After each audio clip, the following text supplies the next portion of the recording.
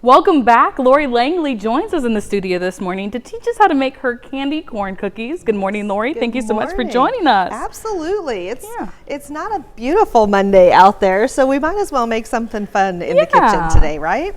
It's the week of Halloween. It's going to be here before we know it on Friday, so I thought, you know, we need some kind of a Halloween treat, and I don't know about you, but somehow I always end up with candy corn in the house. I don't buy it. It's like the fruitcake of Halloween. But it just shows up. It shows up. It's like magic. So we're going to find a use for that candy corn, and it's a really good addition to these cookies, I promise. Even if you don't think you like candy corn, I think you'll like these. So we're going to start out with a pretty standard cookie recipe, and I've got a little bit of light brown sugar and white sugar. You can use dark brown sugar if you prefer, not a big deal either way. And this is just a stick and a half of melted butter that is fairly cool. It's still liquid, it's not quite solidified back up yet, but it is getting there. You don't want to put it in there really hot right out of the microwave. Okay. So melt that first, get all your other ingredients out, come back, you'll be ready to go. And you don't have to get the mixer out for this. You can do all of this by hand. So awesome. That's a bonus. You can get the kids involved. Not a lot of elbow grease here. But I'm just going to sort of let that butter saturate my sugar. Let it get really well incorporated. And it's going to be pretty thin right now. But as we go on, this is going to be a dough that we chill for a little while. So you don't have to worry about that. So let that kind of incorporate a little bit. Like I said, it's just going to be kind of a wet sand mixture there. We're going to add a whole egg and 1 egg yolk. So you'll see I had 2 egg yolks in there, but no whites for that second one. Test your separating skills on this one. Yeah. And there's also a little splash of vanilla. So you can't go wrong. You can add any flavoring to it, but vanilla really goes well with the white chocolate and that candy corn. So classic. Absolutely. And this is, again, just a pretty standard recipe for, this could be chocolate chip cookies, this could be any kind of chips in there that you want. You'll be surprised if you haven't shopped the chocolate chip section in the grocery store lately. There's espresso chips, there's white chocolate, there's peanut butter, all kinds of different flavors.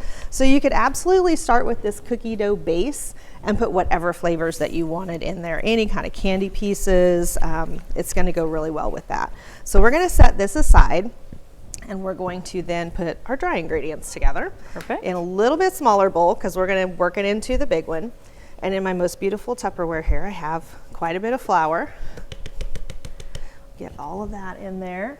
And then on the side, we've got a little bit of cornstarch, baking soda, and salt. Perfect. That's what's going to make these. You'll notice on my plate here of our finished cookies, these are a really nice, thick, pillowy cookie.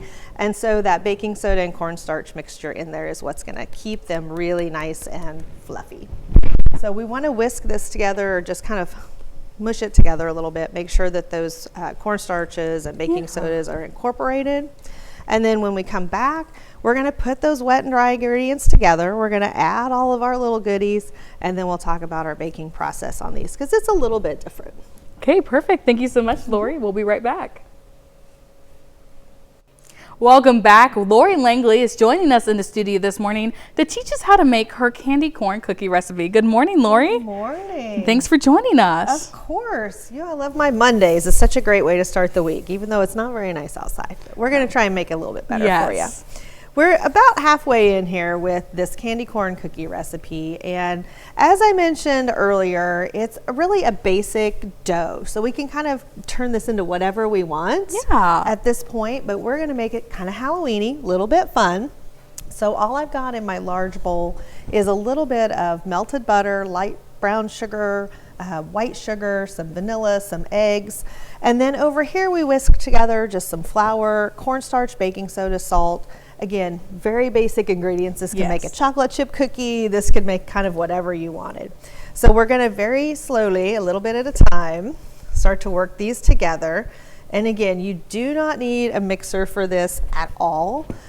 Just a good spatula and a little bit of patience so that you don't make a mess. You said it's a great way to kind of get the kids involved in the kitchen. Yeah, totally. And at a certain point, we're going to even get rid of these tools and just use the best ones that we always have with us, is clean hands. And kind of that final step, because it really gets to a point it's a little bit hard to incorporate those bigger ingredients. So we'll just start with kind of working this in a little bit.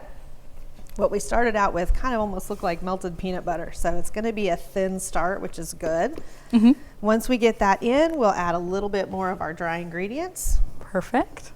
Until we have it all in there. And again, takes just a little bit of patience. Sometimes that is the ingredient I don't have. Isn't it all? It's hard to find that in the store, you know. So the one deviation that I'm going to make, when you guys go to look at this recipe later on KOAMnewsnow.com, you are going to notice it does not call for any candy corn in the dough. And that's fine. You can do it that way. I really like it with a little bit extra of that candy corn flavor. So what I did before I started was I actually chopped up some candy corn pieces. Oh, perfect. And I'm going to mix those in with my white chocolate chips. Oh, that sounds great. It not only gives it a little more flavor of that candy corn, but it also gives it a little bit of color in there when you bite into that cookie, which is kind of fun.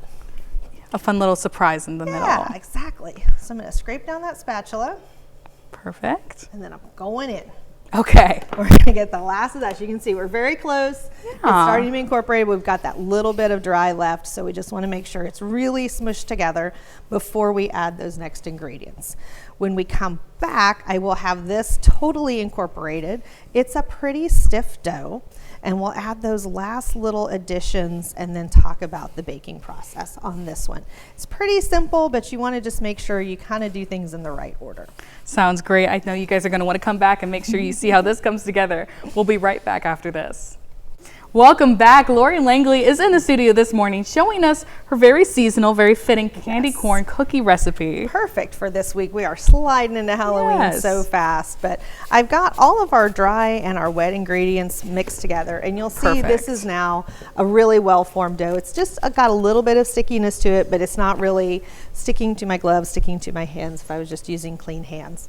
So now all we're going to do is add in some white chocolate chips and that chopped up candy corn. You could put whole pieces in it, but I will tell you, the difference in chocolate chips and some of our candy pieces is the chocolate chips have things in them that kind of help them hold their shape. Yes. Candy melts. So if you put the big pieces of candy corn in there, they're most likely going to end up kind of sticking out of the dough, and you're going to have some little pooled candy pieces as they bake out. You still may get some small ones in the bottom, even with them chopped up, but that kind of mitigates that a little bit. So we're going to mix in some of those, and again, just kind of fold them in, make sure you get them evenly distributed, because you know we want every bite to have some chips. Yes. We want every piece to have some of that candy corn in it. And then once you have all of that together, we're actually going to pop this in the fridge. Perfect. It's break time. So you want to do that for a couple reasons. Most of the time when we chill cookie dough, it's because we have those fats in it that need to re-solidify. Yes. So they may have butter or melted things in them, and we need them to have that time to kind of come together so that your cookies don't spread. We've all probably made those where you put them in, they come out and they're just kind of a puddle. They taste really good, but they don't look great. So when a recipe calls for you to chill, it is very important to do that.